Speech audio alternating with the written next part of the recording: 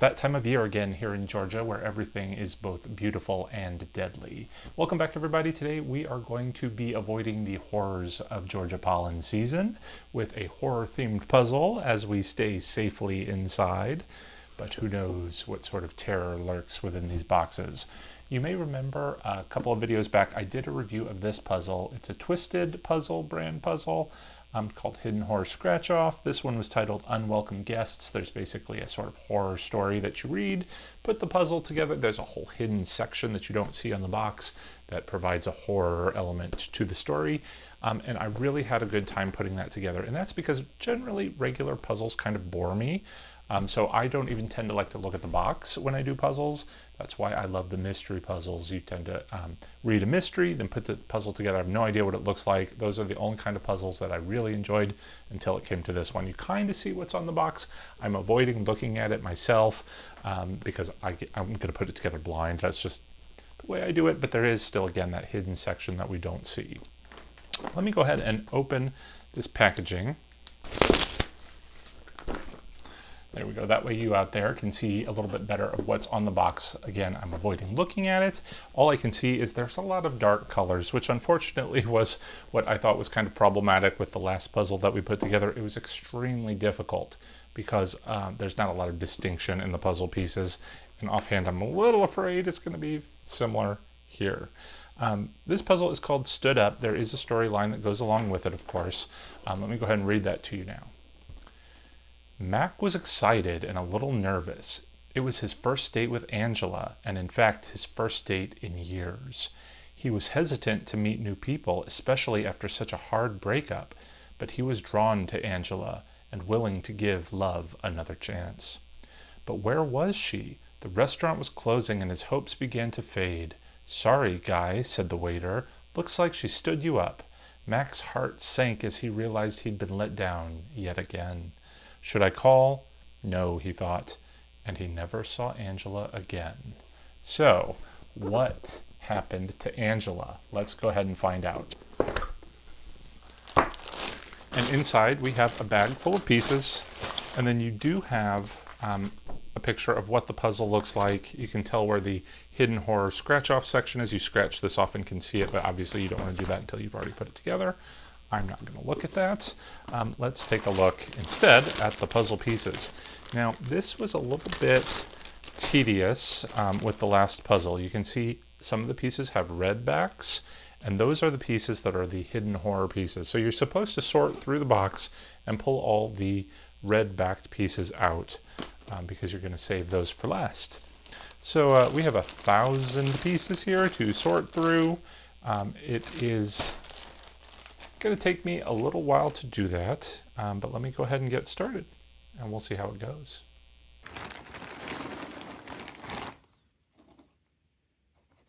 To speed things along, I ignored the pattern and focused only on the whites of the back, obviously pulling off the red ones to the side and sorting them by shapes.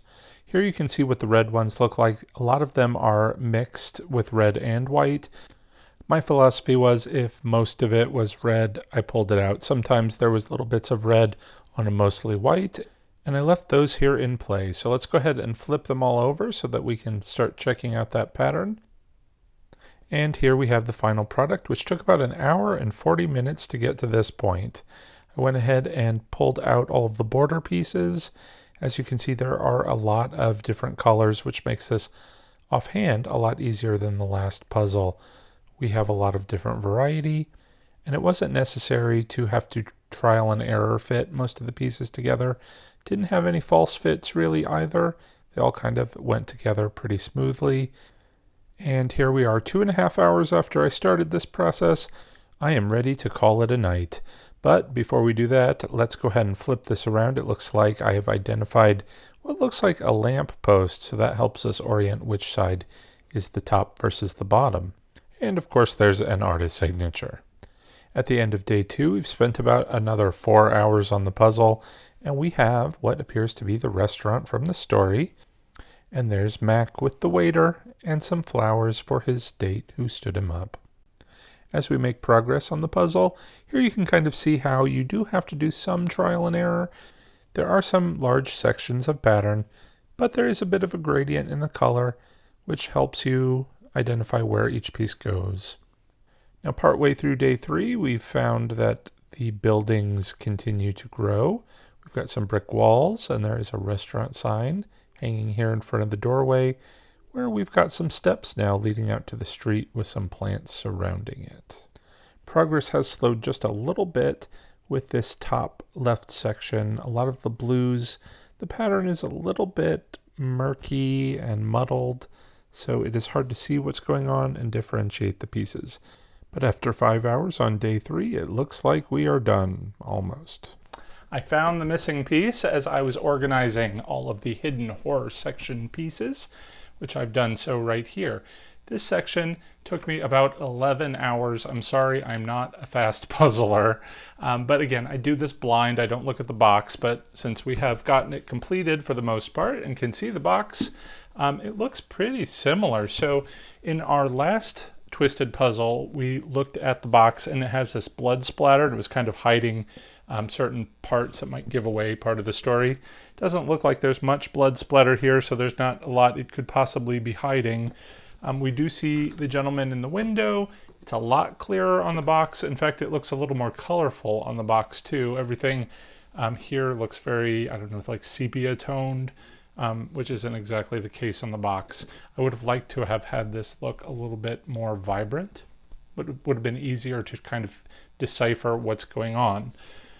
But that's the whole trick to the puzzle, right? What's going on? We have our hidden horror section here.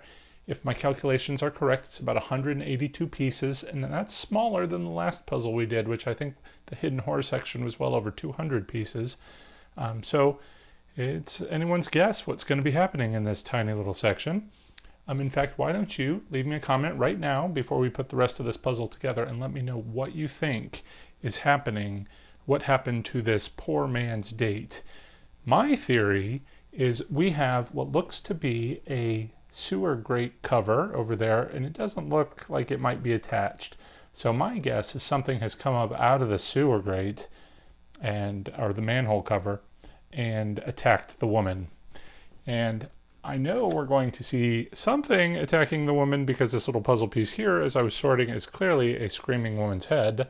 So it's anyone's guess what is happening to her. I can't wait to find out, so let's get puzzling. 30 minutes in, and I've been able to consolidate down to one tray of pieces. We have some progress here with a very bright, hard to read diner sign. Not really sure what's going on there, and I think I was right. It looks like we have some sort of creature coming out of the manhole cover attacking the poor woman over here. So let's give it another half an hour and see where we're at. And we've barely made any progress. So we can see the zombie man coming out of the manhole cover attacking the girl. I'm hoping the rest of this isn't just fill in and there's nothing really interesting to see, but let's find out. There we have it. Poor guy, he's lost his girlfriend to whatever that thing is coming out of the sewer. So that last set took me about 20 minutes, so I would say overall this took me about 12 hours, little over 12 hours to do this puzzle, which is better than the last one that took me about 15. So I think the thing that made this a lot easier is there's a lot more pattern within the puzzle. It got a little dark and hard to put together with that last bit. If I had one complaint, it's that, you solve the hidden horror bit relatively early. I mean, those are the easy to identify pieces that are vastly different than the background here that's all just pattern. So you know the answer to the puzzle. In the last one that we did, that entire section was filled with the hidden horror, so that it took putting the entire bit together to figure out what the hidden horror was. I mean, this section was, all the way up to here, and I would say at least half of that hidden horror section was just background and didn't make any difference. So that was a bit disappointing. But I love putting these puzzles together. I think they're beautiful, and of course the horror element keeps it pretty exciting. So I am going to pick up the third one and bore you with that one, so you're going to want to stay tuned for that.